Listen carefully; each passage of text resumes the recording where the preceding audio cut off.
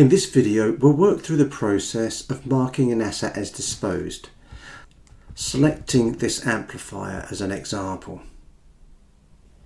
Before we do that, let's just review our settings for disposals. So within our settings,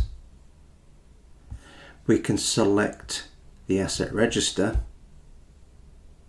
and within our asset groups and mappings, we have computer equipment,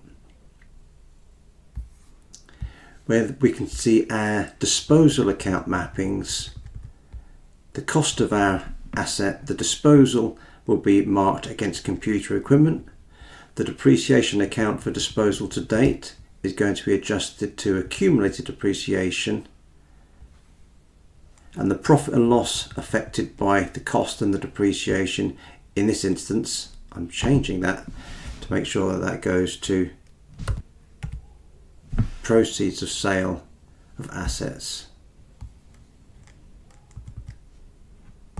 If an asset is sold, the sales transaction needs to be recorded in your accounting software, whether it's an invoice, a deposit, or using a journal. In this example, I'm going to use an invoice, but what's important is that the income is going to be recorded to the proceeds from sale of assets, the same account as the profit and loss account for the journals used in nettTracker. Recording the sales invoice to asset disposals will ensure that the correct account is used. At this stage, the only entry in the account for proceeds from sale of assets is the invoice we've just recorded. Back in nettTracker, let's now record the asset disposal. First of all, in the asset register, we select the asset to be disposed. Then, using the tools icon, we select the option to dispose. We select the disposal date. We can enter the proceeds from sale. And if required, we can reverse any depreciation.